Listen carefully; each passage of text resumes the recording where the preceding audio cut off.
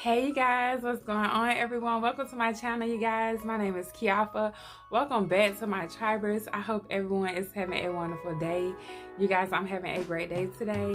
So I wanted to do a video on the cons of being a travel surgical tech. A few days ago, I posted my just about 5 or 6 pros on being a travel surgical tech. So today I'm going to give you 4 cons on being a travel surgical tech. All right, you guys, so just to start off with it, the first con is the price, or the expenses I should say, that come along with being a travel surgical tech. So once you accept the position, you still have to get to your destination. So if you don't have any money saved up, then this may be a challenging part. So once you get accepted for an assignment, you'll have a report date. Once you get your report date, you should be at the medical facility on that day. Now, the travel agency or the company that you're working with, they don't give you money to go to the place. You don't get paid until a week after you've already been there. And on that paycheck, typically is when, if they're going to give you travel expense on the front end, then they'll give it to you on your first check. Or if they give it to you on the back end, they'll give it to you on your last check. It just depends on what you and your agency agree to. But what that means is that you have to pay for the travel expense up front, as well as housing, and as well as for you to eat, food for you to eat. So all of that is up to you. So this is a con because depending on where you're going, it could be expensive. For example, Hawaii is super expensive to go there. So if the travel expense is paid a week after you've been there, pretty much you racked up expenses for a full week plus the travel to get there. So you have to take that into consideration. So a way to combat this would be to save up if you know you want to take a travel assignment, or if you have a credit card, then you could put it on your card if you feel like you're responsible enough to pay the balance off at the end of the month, or when your balance is due. That's a way that you can, fund this. Or you can just go get a job and, like I say, put money aside for an emergency, and you can use some of your emergency funds to go to this travel assignment, and you can put the money back once you get your first check or your second check, however long it takes you to put that money back. So that's my first con, you guys, is the fact that it is expensive to travel, and it's on you until you get paid to pay for these expenses. Okay, another con is you go to unfamiliar places. So you may be in a place where you don't have any family, any friends, you don't really know anyone, and this can be intimidating to some people because it's nice to have that comfort of family and friends around you, especially if something goes wrong, like your car breaks down, or you may not feel good and you need some help around your house, or just with certain things. If you're not feeling well, you may need some help, but because you're away from home, you don't have that same support system. So this could be a challenge to some people, but overall, because you will be experiencing something new, this could be a pro and a con for you. But for some people, I know that just being in unfamiliar places without the support of without the support of family members and friends, it can be a little bit difficult to, wrap your mind around actually going to a place where you don't have anybody there. But that's a con. That's my second con, you guys. And so the next con that I have is just the fact that you are away from family. Like I said, a lot of people rely heavily on their family support.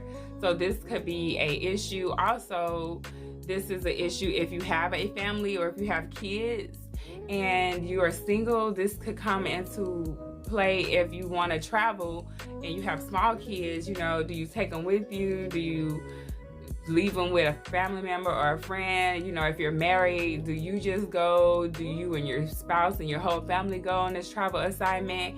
So traveling, you have to see if it will fit into your family's lifestyle. But this is something that you should take into consideration. If you have a family member that may be, disabled or have health challenges, maybe traveling with them wouldn't be the best idea. So leaving them with someone, if that's an option, would be a better idea than taking them to an area and they may run into an emergency, and then you're not in a familiar area with this emergency, which is gonna just add to the stress. So maybe not taking a family member on a travel assignment with you if they're ill or sickly.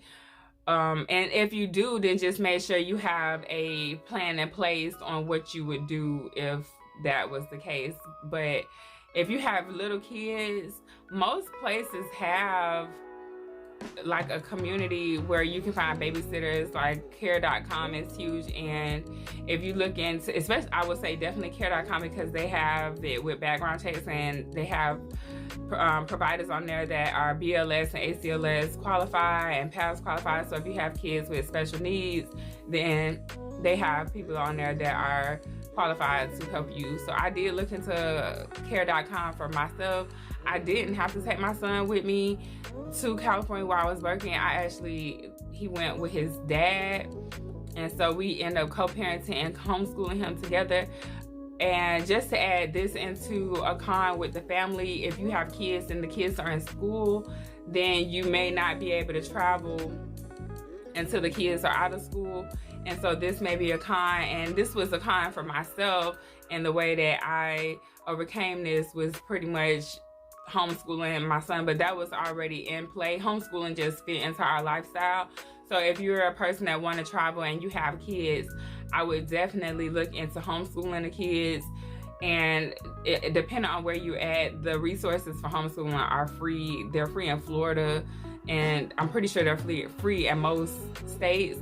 But this can be a con if you do have kids, especially if you're a single parent and you want to take the kids traveling and you want to get, go see the world, but you can't because you're on limited funds. So if you wanted to go, you can go, but now you have to wait until the kids are out of school, and which really only leaves the summertime, because if you take a contract, most of them are about 5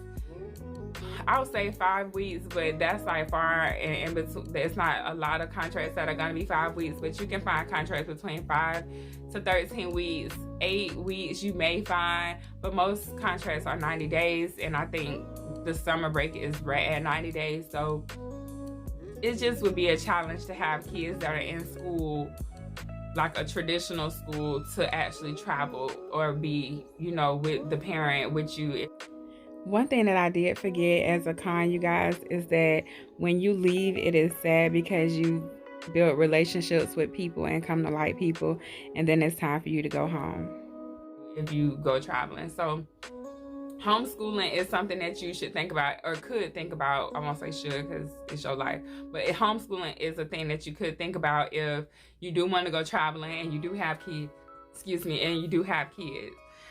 Okay, so I'm sorry, you guys. I'm looking at my notes, and then so I have the expense. I have unfamiliar places. I have the expense of, or not the expense, excuse me, but the fact that you're away from family members.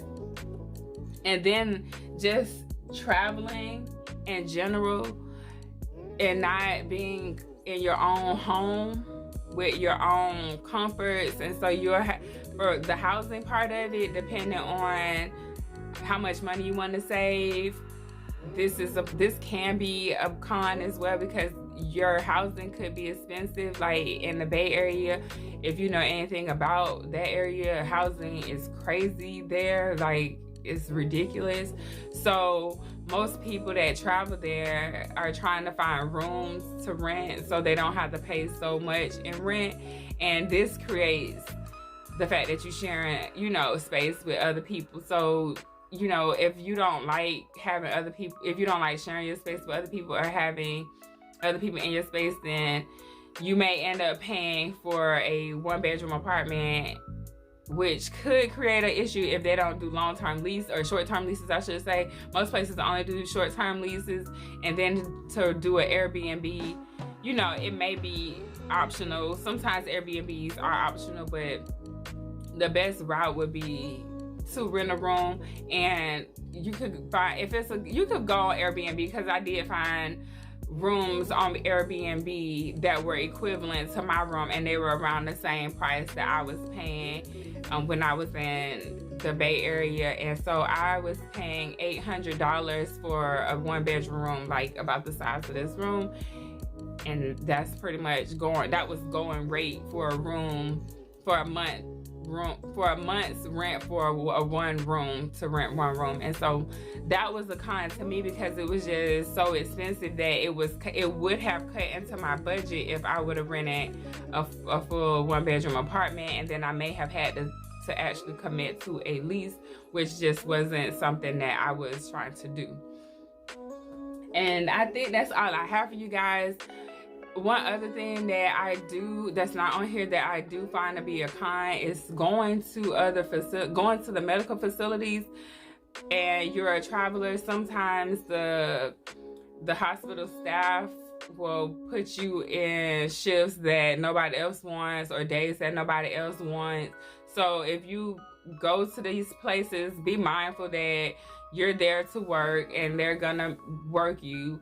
It won't be a bad thing if you have this already expected in your mind, to know that you're gonna probably be there for the holidays, if it's a holiday, you know, in your time of your assignment, and which is fine, because that's holiday pay, and most times the staff people don't want to work, so they're off. But just keep that in mind, that if they're short on a shift, then the traveler typically has to float to that shift. The traveler typically has to be a lot more flexible with their schedule than the staff people do, and this could be a con too. So that's all I have for you guys today. I hope you enjoyed the video. These are my cons from my experience. Hope that my experience helped you if you want to go on a travel surgical tech experience or a journey. And I will see you guys on the next video. Bye.